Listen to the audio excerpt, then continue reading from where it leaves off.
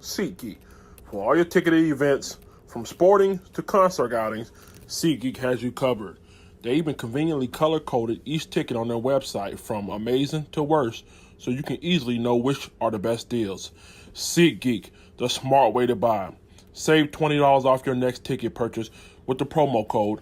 Hey, everybody, I'm your host, Grande Gato, also known as the Big Kite. Michael Kites, put your paws up, you've rocked with the Big Kite. Today, we're here to talk about Carolina Panthers' next head coach, Mike McCarthy. That's right, we're into the fourth installment of the series. Make sure you check out the other three. We'll talk about it, but first, before we get started, do you love the Carolina Panthers like I love the Carolina Panthers? Yes? No? Maybe? Do you like Carolina Panthers like I like? If you love the Carolina Panthers like I like Carolina Panthers, 'tis the season to be jolly. Damn! Let me tell you, is he a right fit for the Carolina Panthers coaching staff? Let's get into it. That boy is good. Before we get started, make sure you subscribe, click the notification bell so you don't miss a video. Happy holiday to you and yours. I took a week off. You know, it was Christmas this week. I hope everybody got everything they wanted. And celebrate the fact that you're alive if you didn't get it. So appreciate that. There was a lot of news that happened while we were gone. Mike McCarthy interviewed for the Carolina Panthers. Perry Field was told that he has a chance. Yeah, right. And Shaq Thompson had surgery. So we're going to get caught up on all that here real soon. Let's go ahead and talk about Mike McCarthy today in the fourth installment of the miniseries called Carolina Panthers' Next Head Coach. Make sure you go back and check all three of the other episodes. Now, Mike McCarthy. Is he a good fit for the Carolina Panthers? Well, I got to tell you this. The greatness. Aaron Rodgers, the GOAT. Not the GOAT. I'm not going to call him the GOAT. I'm sorry about that. I'm on his nuts too tight. But he's a good quarterback, all right? Mike McCarthy also coached Brett Favre as well. But Aaron Rodgers ran his ass up out of town. Okay, so if you thought Aaron Rodgers got rid of him, why would you try to bring him in? Let's go ahead and talk about some of the things that he does well. He runs the West Coast offense really, really well. Now, there's a problem with that, okay? He doesn't make any kind of wrinkles to it. He doesn't do any kind of motion, any kind of funky little, shift or anything like that. So it becomes real predictable. But when he has the personnel for it, when he has the wide receivers, the running backs, it's almost hard to stop. That's how good of a coach he is in that system. But because of it, he doesn't run a whole lot of it. And his offense is like, Caucasian potato salad. It just kind of bland. Yeah, just kind of bland, y'all. So, listen, Mike McCarthy, hell of a coach here. Aaron Rodgers in that West Coast system. If you don't know what it is, Aaron Rodgers is forced to make untimely throws. I mean, that's what it is. It's all about making your receivers and tight ends run vertical routes and then making a move to get open quickly. Aaron Rodgers is used to putting balls in tight spaces. You got to get the ball out of your hand. You got to put it in unfavorable position. You have to have a quarterback with a deadly arm, a deadly accurate arm. Not a big, strong arm. You have to have a deadly accurate, okay? So, I mean, with that being said, if Cam Newton is going to be the quarterback going forward, it goes without saying. Also, you have to have sure-handed receivers, okay? Because the ball's going to be up on you so quick and so fast, and most of the times when the ball's thrown to you, it's going to be contested because that's what the offense requires out of a West Coast system. You got to have sure hands. And last but not least, you got to have running backs that are pretty much like wide receivers, which we're not worried about it because we got the greatest of all time when it comes to receiving running back in Christian McCaffrey. So you're going to see on film a little bit of things that McCarthy does well and a little bit of things that cause for concern. Again, it's almost like a dig and dunk offense. It's not hard to figure out, and it became stale, and it requires a lot for your receivers, man. Your receivers has to be studs when it comes to catching.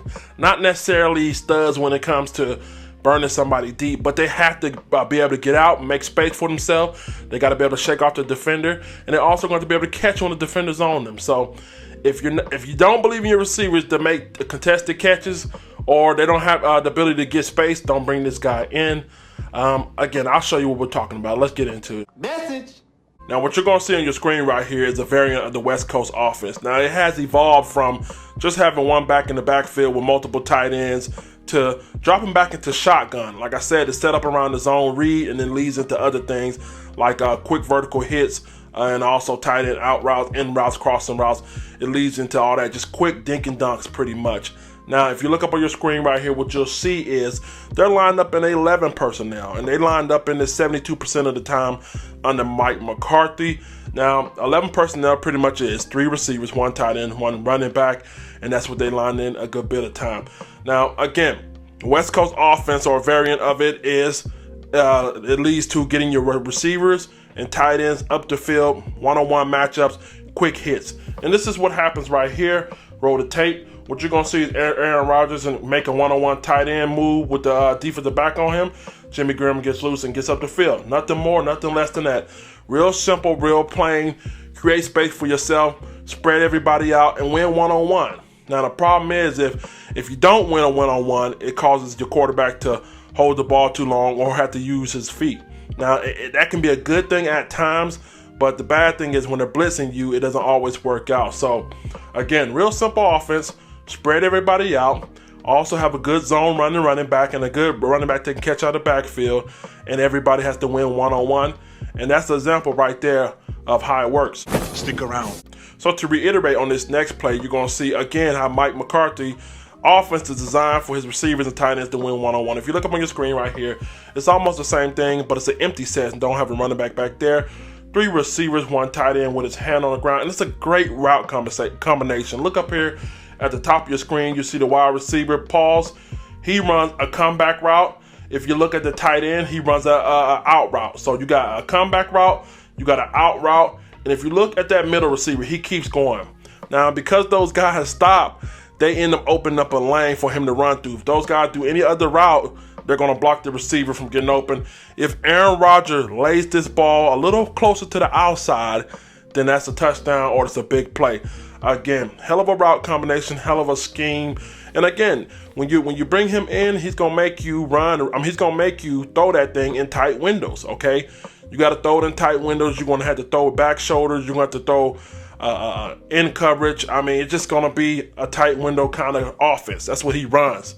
Okay, so if you're not able to do that, you can either lead the lead in interceptions or you're going to be able to lead the lead in touchdowns messing around Mike McCarthy.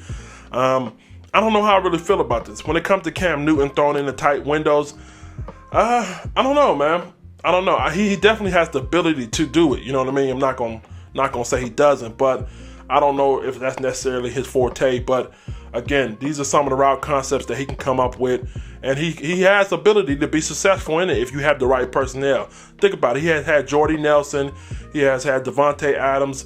So if you give him sure-handed receivers, guys that can win one-on-one, guys that can make catches in tight throw and tight windows, then he can be a really good head coach. Is you dumb?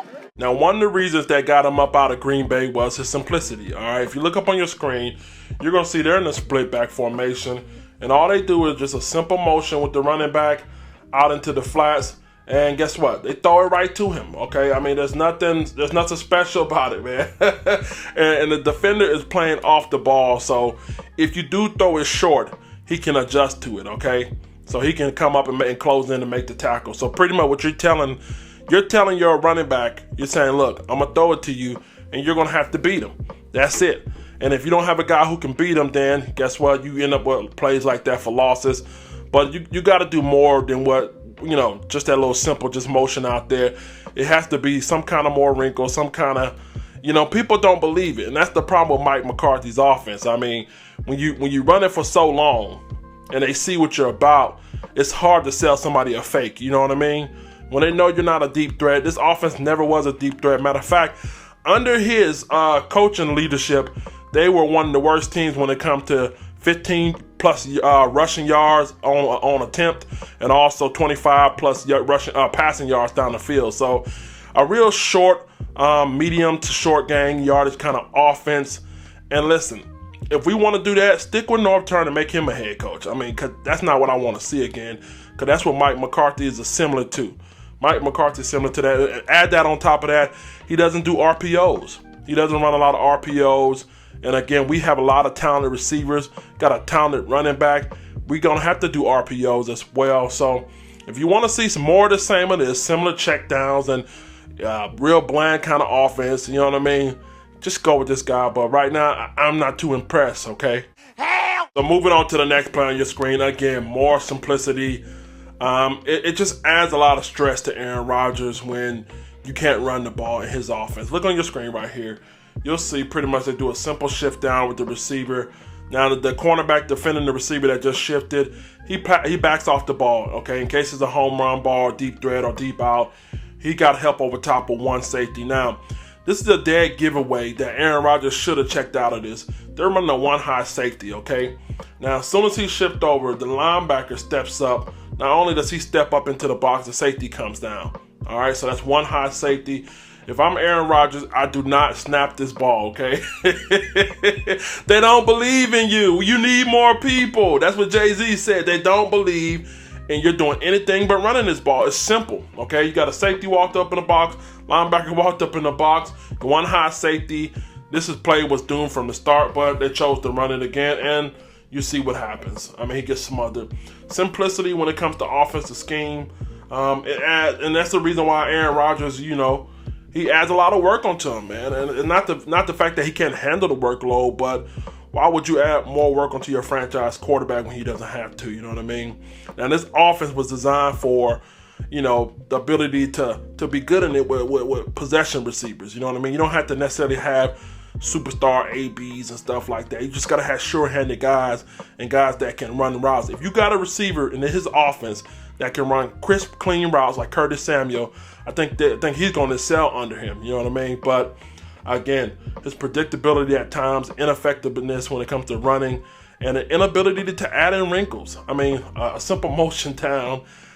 Listen, they weren't fooled from the get-go, and if I'm Aaron Rodgers, shouldn't have snapped. Sometimes he gets dull, stale, and I think Aaron Rodgers got tired of it. And you're going to see, I'm going to show you the play I think that got him up out of Green Bay. But, yeah, man, sometimes he can become stagnant. Bye, Felicia. So, real quick, I got a question for you guys. What happens when you decide to take a stagnant, boring offense and one play out of the game decide to get exotic and tricky? Do you think the defense will buy it? I don't know. Let's take a look at it. If you look up on your screen right here, you see they're lined up in a 3-receiver set with a fullback and a running back in the backfield. And guess what? They want to get exotic, put a receiver in motion into the backfield, fake the reverse, and they didn't buy it. They didn't buy it. You got to be consistent, okay? One thing that we do very well, even with North Turner, I got to give him some props. We're consistent with actually doing our reverses, our screens, and stuff like that, okay? So if you're not at home on us, we can hit home run balls on you. Now, the difference between him and Norv is he's not consistent with it. 90% of his playbook is bland, you know what I mean? And then at the one play in the game where you want to get freaky and exotic, if you got a true defensive-minded team that can stay home and read their keys, they're not going to buy it, okay? So that's exactly what happened on this play right here. And listen, just because it doesn't work one time doesn't mean you go away from it. Sometimes you got to hammer the nail home, okay? What I mean by that is, even if it doesn't work one time, try it up, switch it up at a different formation. And listen, I'm hard on Norv, but I got to give it to you, man. There are times where Norv Turner lines up in 4 or 5 different formations and run the screen or run the reverse, and it actually works. So I got to give credit to him. But he's not Norv Turner, and he doesn't do that, man. So it's kind of cringy watching his offense at time. So on this next play, I want to show you one of the plays that I think they could have ran more often and had success against is the RPO. If you look up on your screen right here, you'll see Aaron Rodgers runs a run pass option right here for play action to the running back, and they pull it out and throw it to the receiver. Now the guy's wide open. Just a hell of a play by Deion Jones, okay? Again, when you're not used to doing something over and over again, I mean, it's hard for you to be great at it, okay? You can't step up in the gym one day or just decide to work out one day and think you're going to be strong the next day. It doesn't work that way. So just because you put a run pass option in here one time out of 40 million, it's not going to work. But I honestly believe if they would have stuck with it, I think they could have had the Falcons a couple times, had them wide open here. Just Deion Jones was able to read that thing and almost intercept it. But these are some of the things, if you run the ball enough and if you run it well, you can get guys open in the passing lane. And he did have them open. Just a hell of a play by Deion Jones. You got to be consistent when it comes to running your offense, okay? Because when you don't have any good tendencies, they turn to bad tendencies. You know what I mean? So again, not enough consistency running passes, RPOs. So If you run it once and they block it, don't go away from it. I think too many times he tries to go away from things when they don't work for the first time. And he just clams up. He clams up like a turtle and shit goes awry. You're going to learn today. So I want to show you some of the kind of throws that Cam's going to be required, or whoever going to be our quarterback next year are going to be required to make. If you look up on your screen right here, as I said before, when you're in his offense, you got to make catches in tough area windows, tight windows. Aaron Rodgers puts it on them, but again, the defender was able to break it up. It's a little bit of Aaron Rodgers' fault right there, throwing it behind him. If he leaves him just a tad bit, probably could be a first down, if not more. But again, when you're in his offense, he's going to force you to make tight window throws. All right? And you got to be receivers. You got to be able to box out and get it. All right? Do we have box out kind of receivers? I don't know if we have box out kind of receivers, but we do have receivers that can get open. All right? Now, I don't know if they'll better make tough windows throws, but like I said, they're quick enough to get separation, and that may be enough. But there are going to be times where you're going to have to box out here. Just a bad throw. If he would have lead him a little more, he probably would have got it. But expect for Cam to make these kind of throws.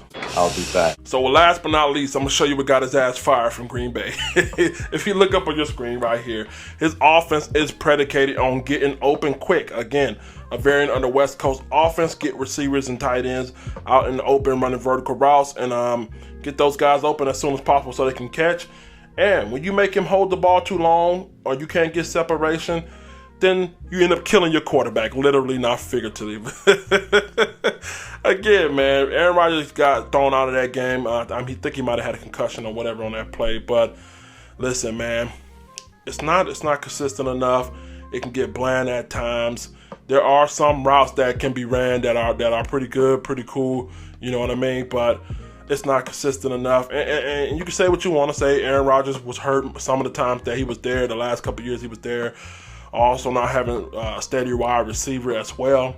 So, again, it all comes back to the coach. If you're not able to get open and make kind of plays that need to be drawn up, if you're not putting in motions, if you're not running RPOs, if you're not running the ball successfully, or if you're not coming out of different formations, then you become stale and stagnant.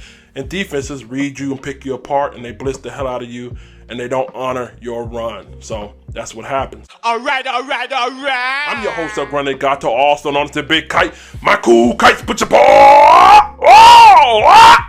What's up? If you rock with the Big Kite, make sure you subscribe to the channel. Tune to the podcast, Google FM, Anchor FM, Spotify. Man, happy holidays.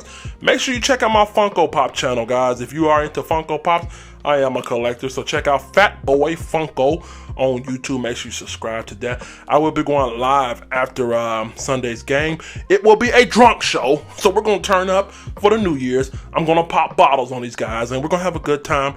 We're going to celebrate the season. We're going to cry. We're going to laugh, so make sure you call in on that live stream. I'm your host, man. Let me get up out of here. Let the church say, damn. Don't forget to subscribe to the Carolina Panthers custom helmet giveaway video in the playlist. Once we hit 5,000 subscribers, I'll be giving away free a $300 retail value Marvel's Avenger Carolina Panthers helmet. Keep pounding.